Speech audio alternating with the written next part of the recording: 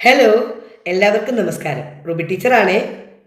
ഇക്കാലത്ത് പാരൻസും ടീച്ചേഴ്സും ഒരുപോലെ നേരിടുന്ന ഒരു വെല്ലുവിളിയാണ് കുട്ടികളിലെ ഹൈപ്പർ ആക്ടിവിറ്റി ഡിസോർഡേഴ്സ്. ഇത്തരം കുഞ്ഞുങ്ങളെ ട്രെയിൻ ചെയ്യുന്നത് വളരെ ശ്രമകരമായ ഒരു ജോലിയാണ്.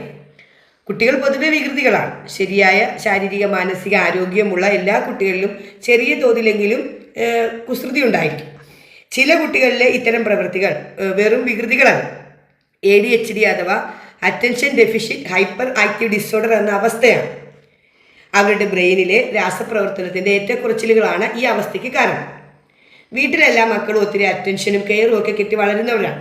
അവരുടെ ഹൈപ്പറായ പ്രവൃത്തികൾ അവൻ്റെ കുസൃതിയാണ്, വളരെ ആക്റ്റീവാണ് എന്നൊക്കെ പറഞ്ഞ് നിസ്സാരവൽക്കരിക്കാറുണ്ട്. ഈ കുട്ടികൾ സ്കൂളിലെത്തുമ്പോഴാണ് കൂടുതൽ പ്രോബ്ലംസ് ഉണ്ടാകുന്നത്. അടങ്ങിയിരിക്കാതിരിക്കുക, മറ്റുള്ള കുട്ടികളെ ഉപദ്രവിക്കുക, ശ്രദ്ധ കേന്ദ്രീകരിക്കാതിരിക്കുക, പെട്ടെന്ന് പ്രതികരിക്കുക തുടങ്ങിയ സ്വഭാവങ്ങൾ ഇവർ കാണിക്കും. അറ്റൻഷനുള്ള ഹൈപ്പർ ആക്റ്റീവായ കുട്ടികളുണ്ട്, ശ്രദ്ധയില്ലാത്ത ഹൈപ്പർ ആക്റ്റീവ് അല്ലാത്ത കുട്ടികളുമുണ്ട്. ഈ രണ്ട് ഡിസോർഡേഴ്സും ഒരുമിച്ച് കാണുന്ന മക്കൾക്ക് കൂടുതൽ പരിഗണനയും പരിശീലനവും വേണ്ടിവരും.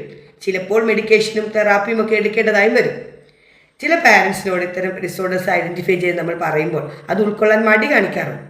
അതവൻ അല്ലെങ്കിൽ അവൾ വലുതാകുമ്പോൾ ശരിയായിക്കൊള്ളുമെന്നാണ് പലരും പറയാറ്. അത് ശരിയായില്ലെന്നും കൂടുതൽ മോശമാവുകയും അത് അവരുടെ വ്യക്തി ജീവിതത്തെ ദോഷകരമായി ബാധിക്കുമെന്നും അവർ മനസ്സിലാക്കുന്നില്ല. ഇങ്ങനെയുള്ള മക്കൾക്ക് ഒരു സ്ഥലത്ത് ശോഭിക്കാൻ സാധിക്കുകയില്ല എന്ന് മാത്രവുമല്ല, ലഹരിയുടെ ഉപയോഗം, ക്രിമിനൽ ആക്ടിവിറ്റീസ് ഇവയിലൊക്കെ പെട്ടുപോയേക്കാം. ഇവരുടെ ഈ എക്സ്ട്രാ എനർജിയെ സ്പോർട്സ്, ഗെയിംസ് തുടങ്ങിയ മേഖലയിലേക്ക് ഡൈവേർട്ട് ചെയ്ത് അവരെ എക്സ്ട്രാ ഓർഡിനറി ആക്കാനും നമുക്ക് സാധിക്കും. 10ാം ക്ലാസ്സിൽ പഠിക്കുന്ന ഒരു ആൺകുട്ടി ചില പൊതുപരിപാടികളിൽ വെച്ചാണ് ഞാൻ അവനെ ശ്രദ്ധിക്കുന്നത്. അടങ്ങിയിരിക്കാത്ത, അടുത്തിരിക്കുന്നവരെ ശല്യപ്പെടുത്തുന്ന അവനെ മറ്റുള്ളവർ ശാസിക്കുന്നുണ്ട്. കുറച്ച് സമയം അനങ്ങാതിരിക്കുകയും പിന്നീട് അത് തന്നെ ആവർത്തിക്കുകയും ചെയ്യും.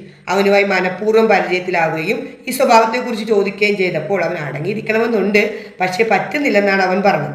പിന്നീട് അവൻ്റെ അമ്മയുടെ നമ്പർ വാങ്ങി അമ്മയുമായി സംസാരിച്ചപ്പോൾ കുട്ടിക്കാലത്ത് അവരിത് ശ്രദ്ധിച്ചിരുന്നെന്നും വീട്ടിൽ പറഞ്ഞപ്പോൾ അത് ബാലാരിഷ്ടയാണ്, വലുതാവുമ്പോൾ മാറിക്കൊള്ളുമെന്നും വീട്ടിലെ മുതിർന്നവർ പറഞ്ഞതെന്നും നേരത്തെ ഇത്തരം കാര്യങ്ങൾ മനസ്സിലാക്കാൻ കഴിഞ്ഞിരുന്നതിൽ കുറേ മാറ്റം അവന് ഉണ്ടാക്കാൻ കഴിയുമായിരുന്നു എന്നോർത്ത് അമ്മയും ഒത്തിരി വിഷമത്തിലാണ്. ഇപ്പോൾ അവർ ട്രീറ്റ്മെൻ്റ് ഒക്കെ സ്റ്റാർട്ട് ചെയ്തിട്ടുണ്ട്. പ്രിനേറ്റൽ പീരീഡിലെയും ഇൻഫാൻസിയിലെയും ചില ട്രോമകൾ ADHD, autism spectrum, learning disabilities like dyslexia, dysgraphia, dyscalculia എന്നിവയ്ക്കൊക്കെ കാരണമാകാറുണ്ട്.